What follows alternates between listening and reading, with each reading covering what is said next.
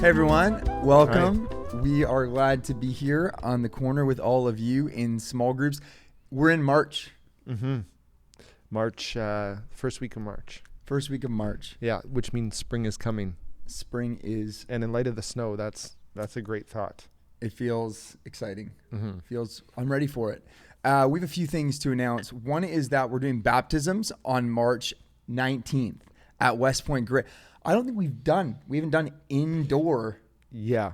So for Baptisms those who've never experienced that before, it's not in the ocean. It's not freezing cold. It's in like a tank and it's warm water. Some have a hard time believing that's even legit. It Yeah. is.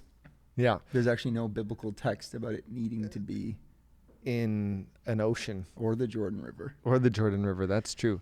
But baptism is like an outward symbol of an inward commitment to follow Jesus. It's saying to the world, I'm identifying with Christ. Yes. And it's also symbolic of, dying to an old way of life and rising to Yeah. a new way of life, live for Christ by the power of the Spirit. And so it is, it doesn't always happen in sequential order, but it's one of the first steps you might make if you're someone who's decided, hey, I'm going to follow Jesus with my life. And if you haven't been baptized, we'd love to talk to you. Yeah, and I just want to say quite clearly is that I know there are people in small groups. I'm not thinking of specific names, but just because of where our community's at, where like the next step for you is to get baptized.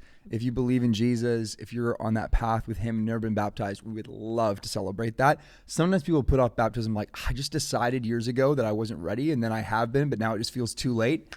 Not too late. We'd love to stand with you. Sometimes And- people say, oh, I interrupted you. No, it was a good time to interrupt. Was it? Okay. Yeah, I was actually thankful. Sometimes people will be like, I'm not good enough to get baptized. Right. But baptism's never been about how good we are. It's about how good and gracious Jesus is, and almost testifying to your need for that grace. And so don't let that be a Yes. deterrent either. So good. And then the other thing we want to note Our is, energy is great right now. This is a Yeah. Monday morning. I didn't want to say it, but now I was feeling it. Continue. We are starting a second service at Strathcona on the 26th. So 19th, we're doing baptisms at West Point Gray. And then the next week, the 26th, we're starting two services, 9 and 11 a.m. And the 11 a.m. service won't have kids ministry to start. Mm-hmm. And so there are all sorts of now creative opportunities for you to serve in some way at a second service. And really the announcement is we need help. Chris, anything to add? No, but I would say that if you're newer to the church and you're wondering, hey, I mean, you're in small groups, and so hopefully you're getting to know people better. But if you'd like to meet more people, one of the great ways to do that is getting involved with the Serve team, because you get to help together, and it's really fun. Yes. And I realized what I said was maybe an unfinished thought. What I was imagining is there might be some people who go, oh, I'll help at kids at 9 a.m. and then go to church at 11 right afterwards, which is kind of a great thought. Or maybe you're like, I'll help, greet and do the hospitality thing. And then the next service, just slip in there and participate in worship more specifically. So that's an opportunity, but we really do need help. So reach out. We have a connect form online or to somebody that you might know on the team or your small group pastor, and they can let us know, but we'd love to hear from you if you'd like to get more involved. And Chris, why don't you read I will read it. We're the text for the week? continuing our series on Philippians. Yes. And called Citizens. Jason preached on Sunday, and this is the text he preached on, and it's kind of a narrative text. And I think as I'm reading it, it's good to keep in mind that this is a letter that the Apostle Paul wrote to the church in Philippians, and it's going to feel like that in this passage. And so I'll read it, and then we'll have a few thoughts, and we'll pass it off to them. Perfect. They know how it goes. They know. Yeah. Here it is. Paul's writing. He says, I hope in the Lord Jesus to send Timothy to you soon, that I also may be cheered when I receive news about you. I have no one else like him who will show genuine concern for your welfare, for everyone looks out for their own interests, not those of Christ Jesus. But you know that Timothy has proved himself, because as a son with his father, he has served with me in the work of the gospel. I hope, therefore, to send him as soon as I see how things go with me, and I am confident in the Lord that I myself will come soon. That's cool. Paul's confident he's going to be delivered from prison. Verse 25, but I think it's necessary to send back to you Epaphroditus, my brother, co-worker, and fellow soldier, who is also your messenger, whom you sent to take care of my needs. For he longs for all of you and is distressed because you heard he was ill. Indeed, he was ill and almost died. But God had mercy on him, and not on him only, but also on me, to spare me sorrow upon sorrow. Therefore, I'm all the more eager to send him, so that when you see him again, you may be glad and I may have less anxiety.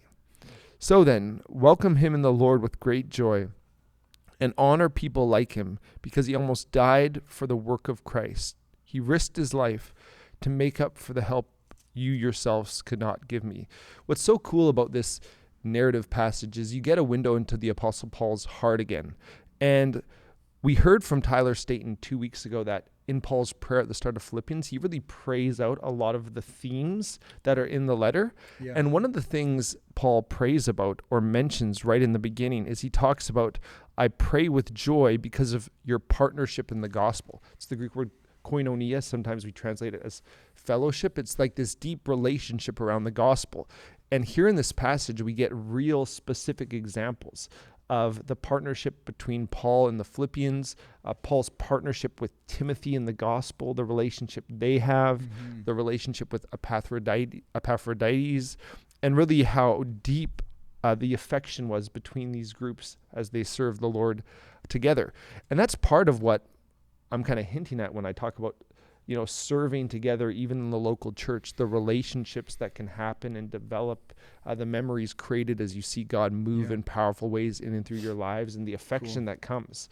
And so you really see like the koinonia, the fellowship, the partnership he prays for in chapter 1 emerging in this narrative text. That's super cool. That's awesome. I hadn't thought about that before. This is live, you guys. I didn't think about it before I said it. That's wild. Yeah. It's wild stuff.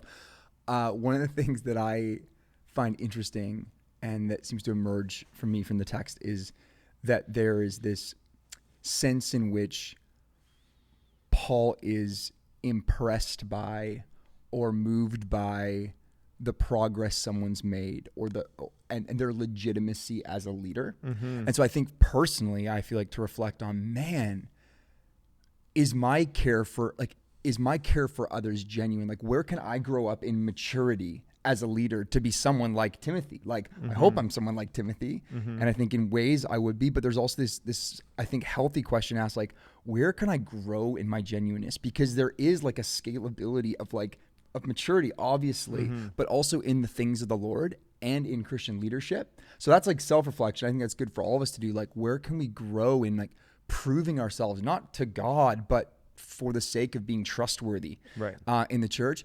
But then I also feel like it's a cool, as you were reading it, I thought, you know what I want to do is say as like an encouragement, small group pastors aren't just people who we kind of like as people. They're people who've proven themselves to be people who genuinely care and know the Lord. And so even just to honor small group pastors in the room, like, it's really on purpose that they've been put in this position of leadership, because as we as leaders discern, we go, man, you know what? These people, they've proven themselves in the Lord. Right. They've proven themselves in care. And that's why we trust them with leading these groups. And so maybe that feels like a bit of a parallel with the text. I know it's not the exact same thing, but it matters. It is similar leading in the sense of Paul's looking out. Like, Paul sometimes says, follow me as I follow Christ. Yes. Right. And holds himself up as an example, as far as he's actually following Christ, right? Right. But then you see Paul doing it here for Timothy and Epaphroditus. He's saying, Timothy doesn't look out for his own welfare, but for others. He's proven that. He's like, I don't know anyone else like him. I don't know anything. Yeah. So he's looking at these virtues and signs of maturity in these leaders and highlighting them. And I love how Paul has such a Christocentric framework or viewpoint. He sees everything through the gospel of Jesus, and that includes these character traits. And so Epaphroditus, he goes, hey, he almost died for the work of Christ. He risked his life, and seeing that kind of sacrificial love as an example of the character of Christ being formed in him and highlighting it. And such an important note that the things that are like high bar in terms of Christian leadership are very different than things that like culture or the world might lift up. It's like, almost died for the sake of the gospel, cares genuinely with a kind of care that's not at all about getting other people to like them. It's all about just this heartfelt love and sacrifice for others. It's a different kind of test almost, and I love that. And one of the things Jason talked about on Sunday, or very likely talked about, if he didn't talk about it, you could still talk about it. And that's the difference between resume virtues and eulogy virtues. The things that matter on a resume sometimes, even very often, aren't the things that matter in a eulogy or at the end of your life. Yeah. And what Paul really so is good. doing in this passage is highlighting eulogy type virtues. And we would love groups to reflect on the difference between like a resume virtue and a eulogy virtue, and what it means to pursue that which is ultimate, that which matters at the end of our lives, and what it looks like to pursue that in the middle of our lives. That's so good. And so in some ways it's such a simple text, but I think there's a lot that we can pull from. And so discussion leaders have questions. Trust that this will be a really great conversation tonight. We love you, and we'll talk soon.